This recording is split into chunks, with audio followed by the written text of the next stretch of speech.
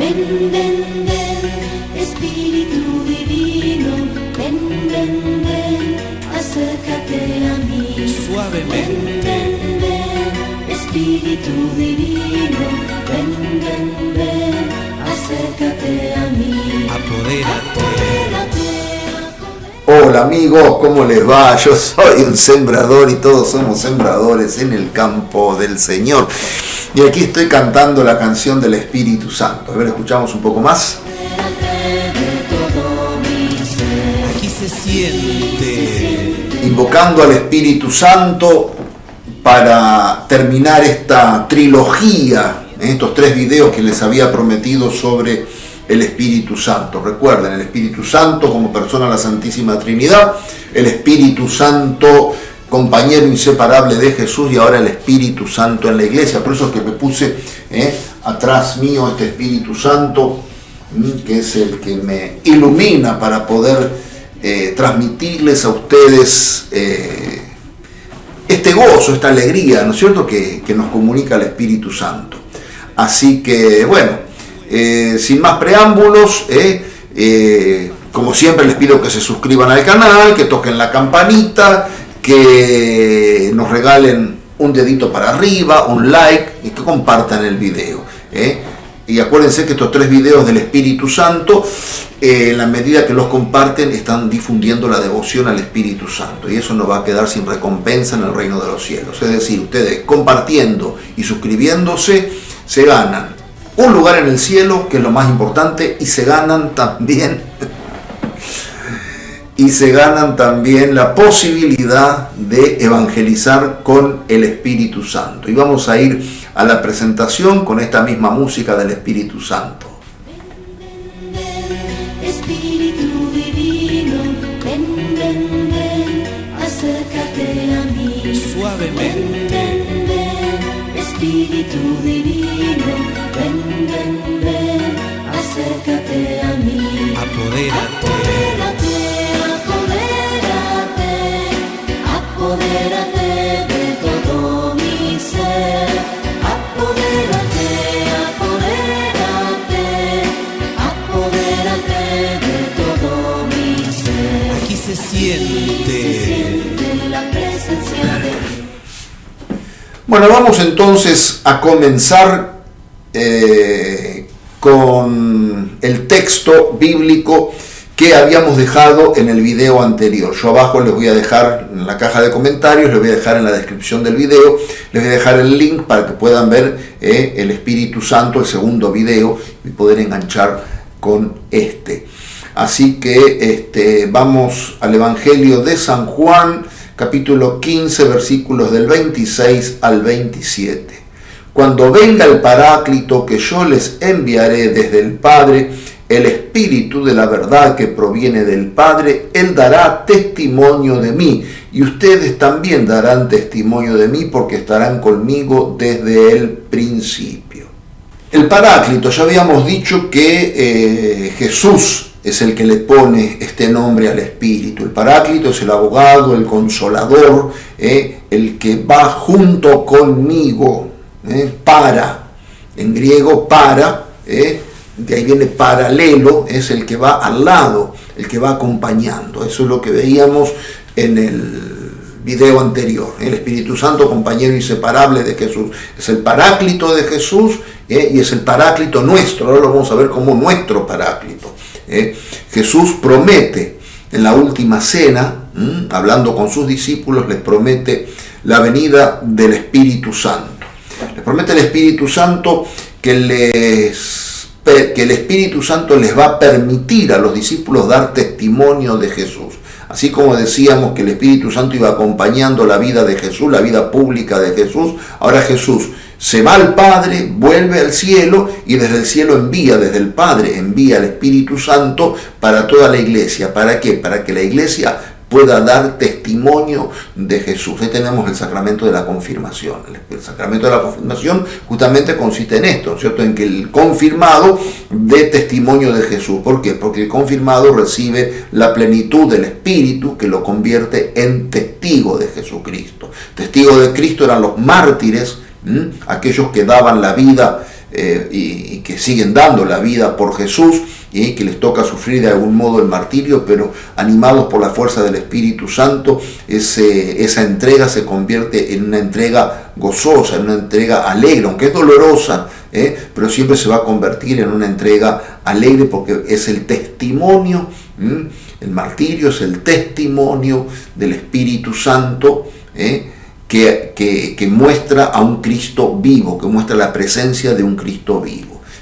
Por eso que el Espíritu Santo es prometido por Jesús en la última cena, porque va a ser derramado en todo el cuerpo de la iglesia. Entonces así vamos a ir ahora al siguiente texto bíblico vamos a ir avanzando. Vamos a ir avanzando. Quédense a ver el video hasta el final para ver cómo terminamos, cómo termina esa presencia del Espíritu Santo en la iglesia. Jesús resucitado se aparece a los discípulos, ¿verdad? Entonces, en el Evangelio de Juan, capítulo 20, versículos 22 al 23, no sé para qué lo digo si lo tienen escrito ahí, pero bueno, dice así: al decirles esto, sopló sobre ellos y añadió: reciban al Espíritu Santo, los pecados serán perdonados a los que ustedes se los perdonen, y serán retenidos a los que ustedes se los retengan. Yo siempre, este texto a mí me llama mucho la atención desde el punto de vista de la misericordia de Dios. ¿Por qué? Porque yo siempre digo que hay una urgencia de misericordia en el corazón de Cristo. El corazón de Cristo es esencialmente misericordioso. Y dice que se aparece, la aparición a todos los discípulos, y les dice: reciban el Espíritu Santo y los pecados serán perdonados. Es decir, el Espíritu Santo para el perdón de los pecados. El Espíritu Santo, entonces, podemos decir que hace efectiva la misericordia de Dios en la iglesia. El Espíritu Santo es el que hace efectiva la misericordia de Dios en la iglesia. Los pecados serán perdonados a los que ustedes se los perdonen. Le da Jesús, por medio del Espíritu Santo, le da a su iglesia el poder de administrar su misericordia infinita. Vamos al siguiente texto. En los Hechos de los Apóstoles, capítulo 1, versículo 5, leemos: porque Juan bautizó con agua, pero ustedes serán bautizados en el Espíritu Santo dentro de pocos días. Hace una comparación acá. Jesús está, sabemos el texto, o sea, para ponerlo en contexto, es el texto de la ascensión, el relato de los Hechos de los Apóstoles de la ascensión del Señor al cielo.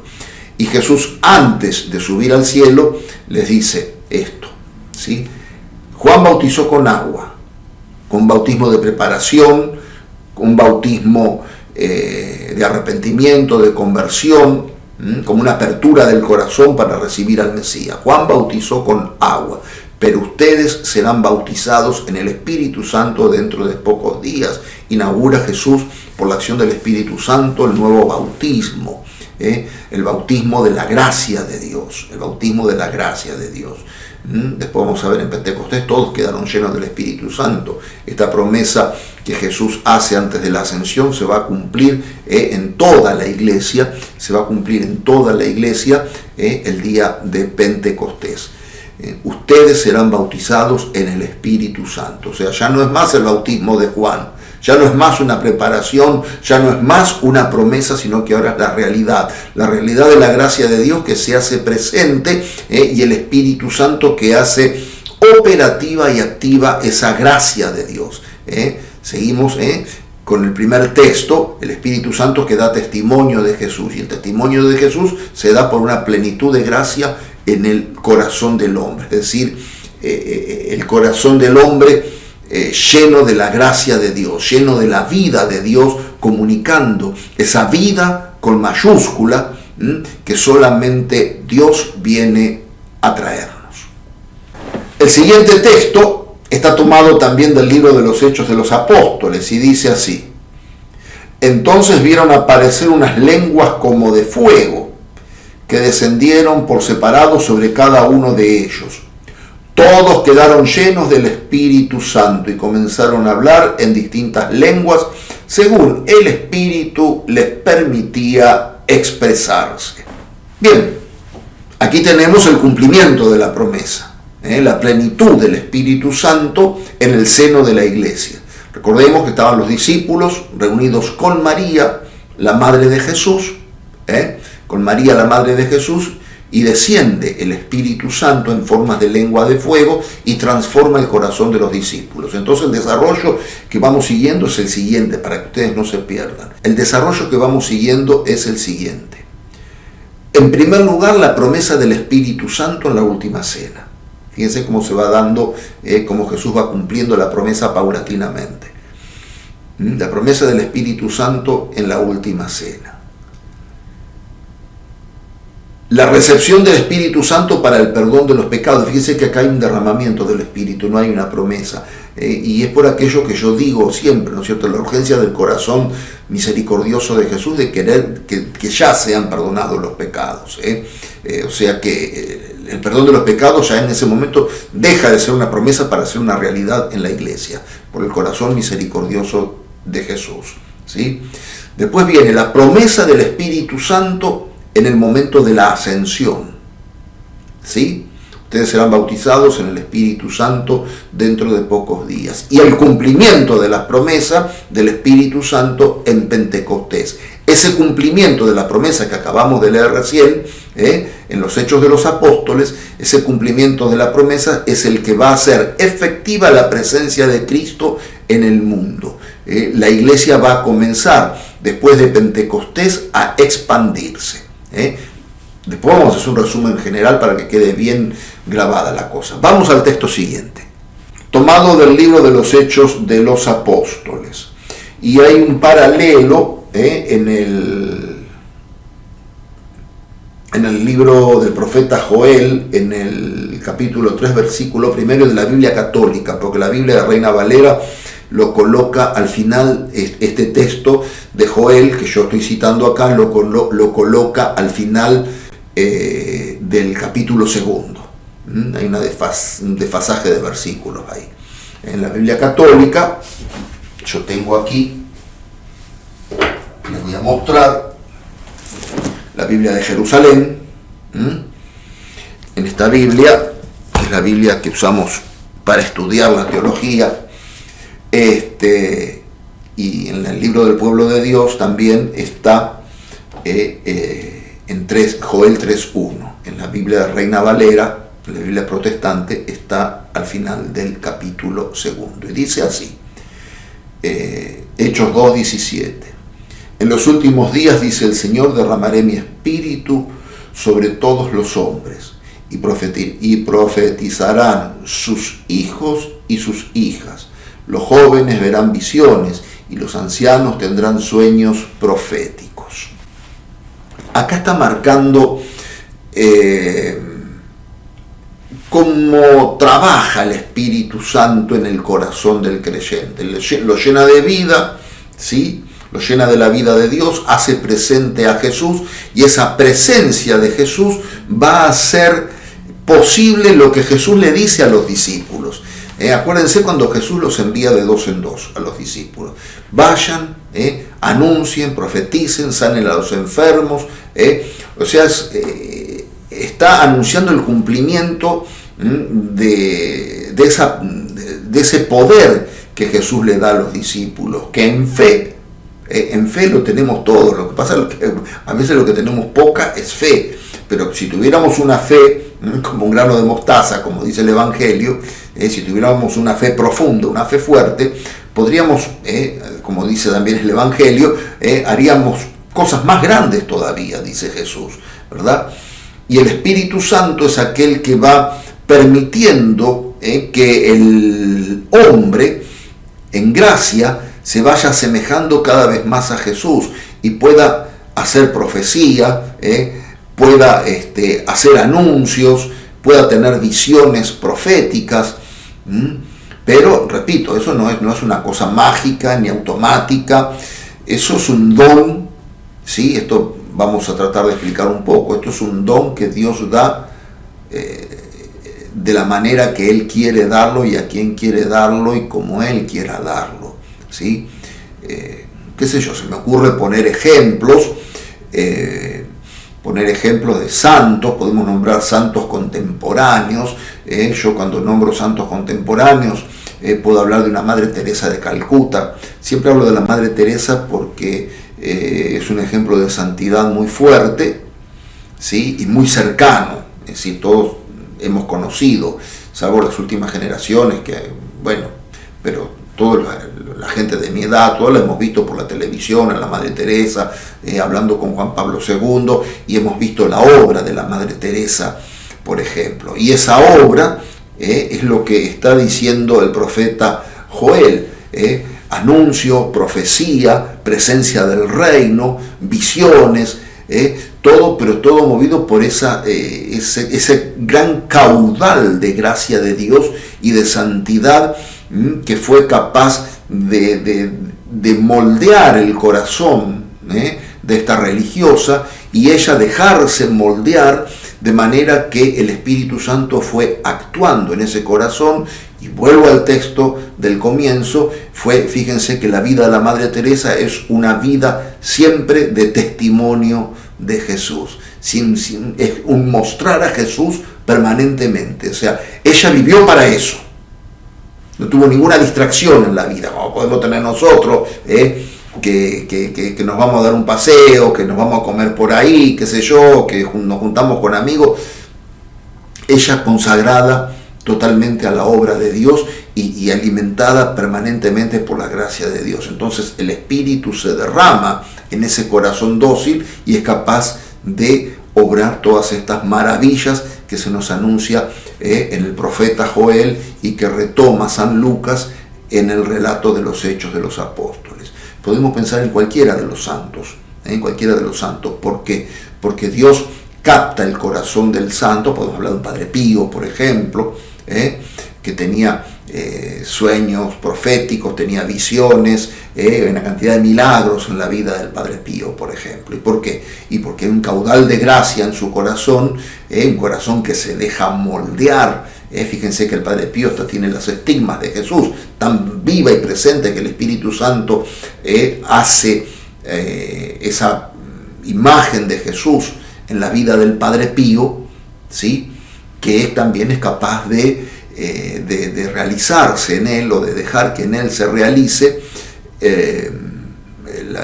la obra de Dios, de esta manera espectacular, de esta manera milagrosa. Qué lindo sería que pudiéramos tener un corazón entregado y dócil, ¿no? Como el de los santos. Vamos al texto que sigue. Tomado de los Hechos de los Apóstoles, y acá es un poco lo que veníamos diciendo anteriormente, cómo se realiza en San Pablo. Dice así: Ananías fue a la casa, le impuso las manos y le dijo: Saulo, hermano mío, el Señor Jesús, el mismo que se te apareció en el camino, me envió a ti para que recobres la vista y quedes lleno del Espíritu Santo. O sea que ustedes fíjense cómo el Espíritu Santo se va haciendo operativo en la iglesia, en la iglesia primitiva. Hay muchos casos. Bueno, yo tomé este concreto del apóstol Pablo en su conversión. Acuérdense que la conversión de San Pablo es deslumbrado, cae del caballo, iba camino de Damasco a llevar preso a los cristianos que encontrara, fiel a las tradiciones judías, y por el camino es captado por Jesucristo, y la luz lo enceguece. Entonces lo llevan ahí, y el discípulo de Jesús, este discípulo Ananías, le impone las manos, y ahora voy a decir otra cosa a raíz de esto. Le impone las manos a Pablo, recobra la vista y queda lleno del Espíritu Santo. ¿Qué hace Pablo? Todo ese potencial combativo que tenía contra Cristo, pone todo ese potencial en favor de Cristo, y el Espíritu Santo comienza a moldear el corazón de Pablo de tal manera que lo convierte en el apóstol que ya sabemos quién es San Pablo, ¿verdad? Nos vamos a detener hablando ahora de San Pablo. Pero fíjense ustedes cómo San Pablo, vuelvo al texto del profeta Joel, como San Pablo también por la acción del Espíritu Santo, ese espíritu que se derrama es capaz de profetizar, de anunciar, de tener visiones, sueños proféticos, etcétera, etcétera, etcétera. Siempre es un corazón que se deja moldear. Entonces fíjense cómo el Espíritu Santo es prometido, vuelvo al principio, es prometido en la última cena y se derrama en la iglesia, y cómo va actuando ya directamente en personas particulares, sembrando el cristianismo por el mundo, haciendo conocido y amado al Señor Jesús. Vamos al texto que sigue. En los Hechos de los Apóstoles, dice, Pablo les impuso las manos y descendió sobre ellos el Espíritu Santo. Entonces comenzaron a hablar en distintas lenguas y a profetizar. Eran en total unos 12 hombres. Había un grupo que no había participado de la venida del Espíritu Santo, y entonces Pablo les habla del Espíritu Santo, ese espíritu que él había recibido, y le impone las manos y recibe el Espíritu Santo. Comienza aquí una tradición en la iglesia, que es comunicar los dones de Dios a través de la imposición de manos. A través de la imposición de manos se comunica el Espíritu Santo, a través de la imposición de manos se comunica el sacerdocio de Jesucristo. Comienza ya en el siglo I, el despertar de la iglesia, ya comienza de los mismos apóstoles esta costumbre de imponer las manos, que hoy día se sigue practicando en la iglesia. ¿Qué es esto de la imposición de manos? ¿Y quiénes imponen las manos? ¿Y qué significa imponer las manos? A ver, el ministro ordinario que impone las manos es el obispo, ¿sí? Las manos consagradas del obispo comunican el Espíritu Santo y comunican el sacerdocio de Jesucristo. Comunican el sacerdocio de Jesucristo. Eso se llama sucesión apostólica. Eso se llama sucesión apostólica. A mí me impuso las manos el obispo Monseñor Galán, a su vez a Monseñor Galán, no sé quién él, así se va llegando hasta los apóstoles, se va comunicando el sacerdocio a través de la imposición de manos. Y de la misma manera el obispo comunica por la imposición de manos y la unción con el crisma, comunica al Espíritu Santo en el sacramento de la confirmación. El sacramento de la confirmación, como es un sacramento de iniciación cristiana, entonces cabe la posibilidad de que el obispo a veces nos delegue, yo lo he hecho varias veces, he confirmado varias veces, de que el obispo nos delegue a algunos sacerdotes la posibilidad de comunicar este don del Espíritu Santo por la imposición de las manos.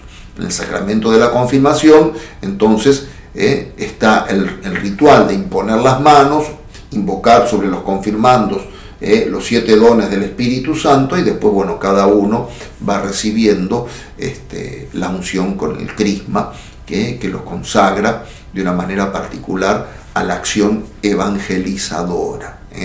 Cuando somos ungidos con el crisma, paréntesis, cuando somos ungidos con el crisma, tanto en el bautismo como en la confirmación, como en el orden sagrado, en el caso mío, que se ungen las manos, es un gesto de consagración para destinar a la causa del Evangelio, como una pertenencia a Cristo. Una consagración significa una pertenencia a Cristo particular. El bautizado, como miembro de la iglesia, pertenece al cuerpo de la iglesia por la unción que lo consagra y le da esa pertenencia a Cristo, a un Cristo vivo. El que se confirma queda consagrado a dar testimonio de Jesucristo muerto y resucitado. Y el sacerdote queda consagrado por la unción en las manos para bendecir, consagrar y hacer todos los actos sacerdotales de Jesucristo. Bien, vamos al texto siguiente. Y aquí pasamos a la carta a los Romanos.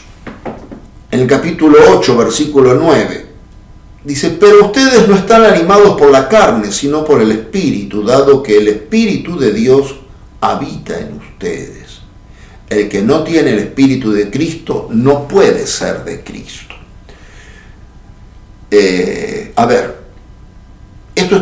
San Pablo, tenemos que entender primero el contexto. San Pablo es el apóstol de los paganos, ¿sí? Y los romanos justamente centraban su vida en todo lo que era placentero, carnal, etcétera, etcétera. San Pablo, en nombre de Jesucristo, viene a proponerles el nuevo estilo de vida cristiano. Entonces, ustedes, dado que, porque la carta es a los cristianos de Roma, ustedes, dado que fueron bautizados, no están animados más por la carne. Y la carne no es solamente lo sexual, porque siempre cuando decimos la carne se tiende a pensar en lo sexual. No, la carne es muchas cosas. La carne es la pereza, la carne es la gula, es lo sexual, la carne es la ambición desmedida de querer asegurarse en esta vida, teniendo cosas y más cosas, etc.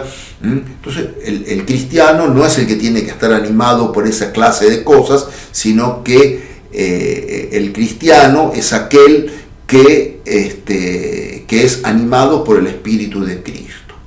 El que no tiene el Espíritu de Cristo no puede ser de Cristo. O sea, aquel que no ha recibido el Espíritu Santo, aquel que no ha recibido el Espíritu Santo en su corazón, no es cristiano, no es de Cristo. O sea, el Espíritu Santo es el que, por medio del sacramento del bautismo, es el que te hace dar testimonio de Jesús, el que inaugura la presencia sacramental de Cristo en tu vida. Entonces eso es lo que a vos te hace cristiano, de una vez y para siempre. Acá es como que San Pablo les está tirando un poco de las orejas a los romanos, ¿sí? Ustedes no están nada más animados por la carne, como diciéndole, déjense de jorobar, déjense de embromar con esas cosas. Ustedes están animados por el Espíritu de Dios. Entonces eso también ahora nos llega a nosotros, Entonces es para reflexionar un poquitito esto, ¿no es cierto? No estamos animados por la carne, estamos animados por el Espíritu de Dios. Yo sé que somos débiles, que somos pecadores, todos tenemos la necesidad de misericordia y de perdón, pero siempre tenemos que tener conciencia de esto. Es el Espíritu Santo el que está trabajando en el corazón del creyente, animándolo permanentemente. Continuamos con el otro texto. Dice así: igualmente el mismo Espíritu viene en ayuda de nuestra debilidad, porque no sabemos orar como es debido. Pero el Espíritu, me equivoqué acá al transcribir el texto, pero el Espíritu intercede por nosotros con gemidos inefables. Y el que sondea los corazones conoce el deseo del Espíritu y sabe que su intercesión en favor de los santos está de acuerdo con la voluntad divina.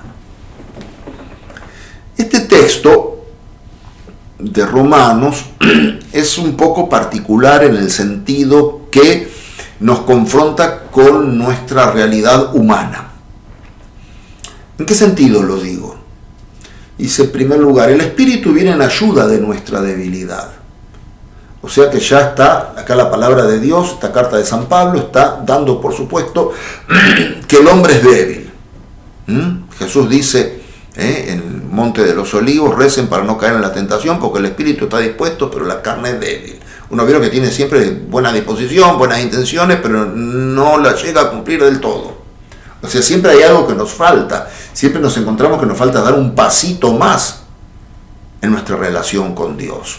Y a medida que vamos acercándonos más a Dios, es como que vamos descubriendo que nos va faltando más, y vamos descubriendo nuestra debilidad. Es Dios que nos ilumina, por eso dice, viene en ayuda de nuestra debilidad. Es una superación permanente, es una actualización permanente de la presencia de Dios en el corazón del hombre. Porque no sabemos orar como es debido, es decir, no tenemos la sabiduría suficiente para dirigirnos a Dios. ¿Qué significa esto? La sabiduría humana no alcanza para que el hombre pueda relacionarse con Dios. Por eso dice, el Espíritu intercede por nosotros, viene en ayuda de nuestra debilidad, con gemidos inefables. ¿Qué significa con gemidos inefables? Intercede de una manera profunda, llega a sondear el corazón del hombre de una manera que nosotros no podemos imaginar. Conoce lo más recóndito de nuestro corazón, conoce la arruga más pequeña que hay en nuestro corazón. Y eso el Espíritu, en la medida que nosotros tenemos un corazón dócil, es el Espíritu que, repito, viene en ayuda de nuestra debilidad y lo va moldeando.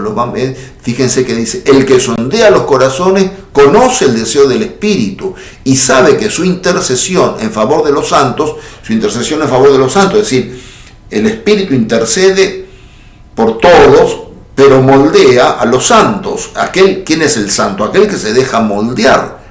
Y el que se deja moldear por el Espíritu más fácilmente, o no digo fácilmente porque no es fácil, pero el que tiene una predisposición interior hacia Dios más abierta, es aquel que va ganando en santidad, es aquel que va progresando en santidad, es aquel que se le va llenando el corazón. Por eso dice,